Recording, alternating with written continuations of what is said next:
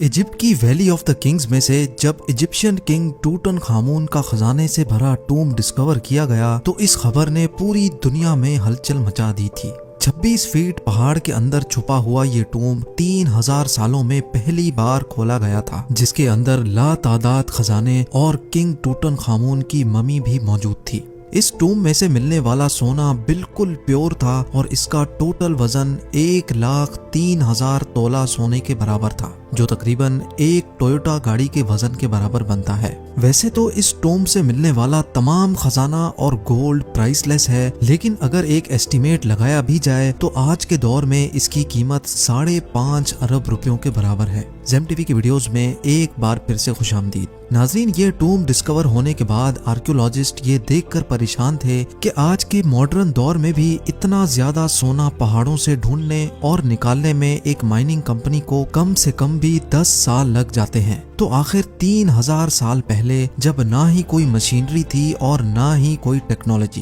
तब ancient Egyptians ने ये सोना निकाला तो आखिर कैसे और कहां से? फ्रेंच गोल्ड एक्सपर्ट थॉमस फॉशर अपनी टीम के साथ इस मुश्किल तरीन चैलेंज का राज जानने के लिए मैदान में उतर आए। सबसे पहले थॉमस ने मिलने वाले सोने को कई सालों तक अच्छी तरह स्टडी किया और उसकी कॉम्पोजिशन मुख्तलिफ जगहों से निकलने वाले गोल्ड से कंपेयर की। कई सालों के बाद आखिरकार थॉमस और उसकी टीम को ये तो मालूम पड़ चुका था कि टूटनखामुन की टूम से मिलने वाला सोना भी किंग्स वैली के आसपास के पहाड़ों से ही निकाला गया था।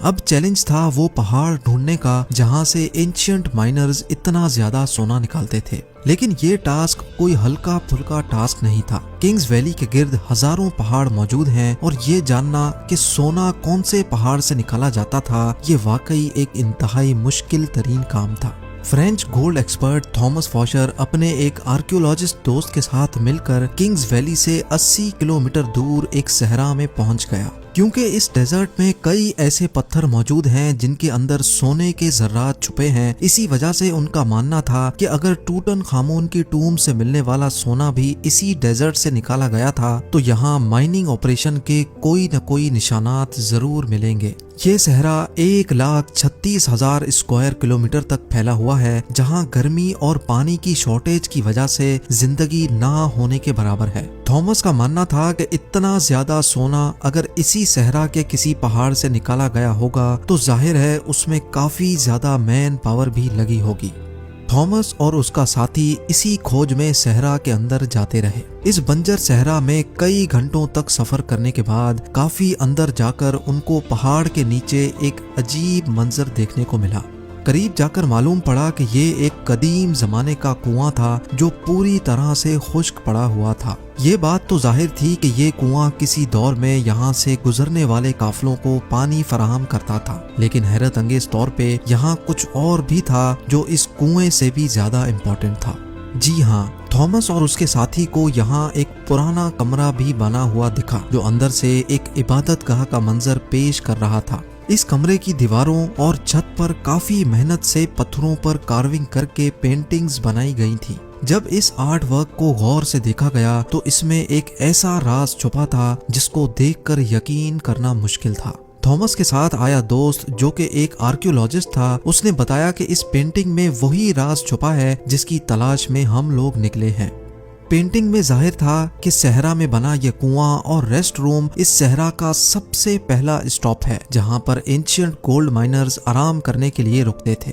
एंशिएंट इंजीनियर्स ने गोल्ड माइन तक जाने के लिए कुओं और रेस्ट एरियाज का एक नेटवर्क बनाया हुआ था। एक अंदाजे के मुताबिक हर एक रेस्ट एरिया 70 से 80 किलोमीटर के फासले पर बना हुआ है और एक रेस्ट एरिया से दूसरे तक पहुंचने के लिए माइनर्स की टीम को कई दिन लग जाते होंगे। जहां इस रेस्ट एरिया से मिलने वाली इंफॉर्मेशन से थॉमस और उसका साथी बहुत खुश भी हुए, वहीं दूसरी तरफ उनको ये भी मालूम पड़ गया था कि ऐसे कई स्टॉप्स तक उनको आगे मजीद ट्रैवल करना है, क्योंकि जिस मंजिल तक पहुंचने के लिए थॉमस कई सालों से इंतजार कर रहा था और वो मंजिल अब बहुत ज्यादा करीब दिख रही थी। इसी वजह से उन्होंने सहरा की गहराई में जाने का फैसला किया।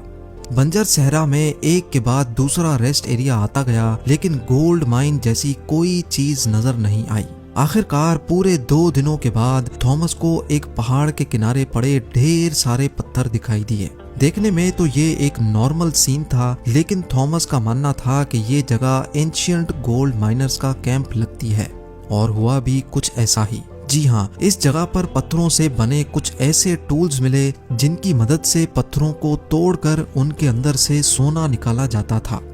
ये पत्थर जो दिखने में एक नॉर्मल पत्थर लगता है, इसको इस टूल की मदद से तोड़कर क्रश किया जाता था और फिर उस क्रश में से सोने के जर्रात अलग किए जाते थे। जब इस जगह मजीद सर्चिंग की गई तो यहाँ गोल्ड माइनिंग के कई टूल्स जमीन पर पड़े दिखाई दिए। क्योंकि थॉमस को एंशियंट गोल्ड माइनिंग टेक्निक्स के बारे में काफी ज्यादा जानकारी थी, इसी वजह से उसका मानना था कि एंशियंट माइनर्स इन पहाड़ों को खोद खोद कर इनमें टनल्स बनाते थे। इन टनल्स में खास किस्म के पत्थर ढूंढकर उनको इस माइनिंग कैंप में लाया जाता था, जहां वो इस वक्त मौजूद हैं। माइनिंग कैंप में मौजूद माइनर्स की दूसरी टीम इन पत्थरों को क्रश करके इनमें से सोना निकालती थी और फिर वो सोना किंग्स वैली में भेजा जाता था। थॉमस को एक एंशियंट गोल्ड माइनिंग कैंप तो मिल चुका था, लेकिन अफसोस इस बात का था कि जिन टनल्स की वो बात कर रहा था, ऐसा एक भी टनल उसको दिखाई नहीं दिया। शायद हजारों साल पहले खोदे गए टनल्स कमजोर थे और अर्थक्वेक्स की वजह से कोलैप्स हो चुके थे। एक्सपर्ट्स का मानना है कि गोल्ड माइनिंग का ये तरीका बहुत ही ज्यादा मुश्किल है। अगर उस दौर में 100 लोग एक हफ्ते तक गोल्ड माइनिंग का काम करते होंगे तो उसमें से वो सिर्फ 1 स्पून गोल्ड का इकट्ठा कर सकते होंगे। यानी ये कहना बिल्कुल भी गलत नहीं होगा कि टूटनखामुन की टूम से मिलने वाला गोल्ड माइन करने में हजारों एंशियंट माइनर्स एक ही वक्त में काम करते थे, लेकिन फिर भी उनको ये टास्क कंप्लीट करने में कई साल लगे होंगे। माइन किया गया सोना छोटे छोटे जर्रात की फॉर्म में किंग्स वैली में भेजा जाता था, जहां पर एक अलग टीम उनको मुख्तलिफ शेप्स में डालती थी, जिसमें टूटनखामुन का death mask, coffin, statues, jewellery, chairs और गोल्ड चैरियट भी शामिल था। 1922 में जब हॉवर्ड कार्टर ने ये टूम डिस्कवर किया था, तब उसमें 5000 मुख्तलिफ किस्म की चीजें मौजूद थीं। इन तमाम चीजों का कैटलॉग बनाने में ही ब्रिटिश आर्कियोलॉजिस्ट को पूरे 10 साल लग गए थे। उम्मीद है ज़ेम टीवी की ये वीडियो भी आप लोग भरपूर लाइक और शेयर करेंगे। आप लोगों के प्यार भरे कमेंट्स का बेहद शुक्रिया। मिलते हैं अगली शानदार वीडियो में।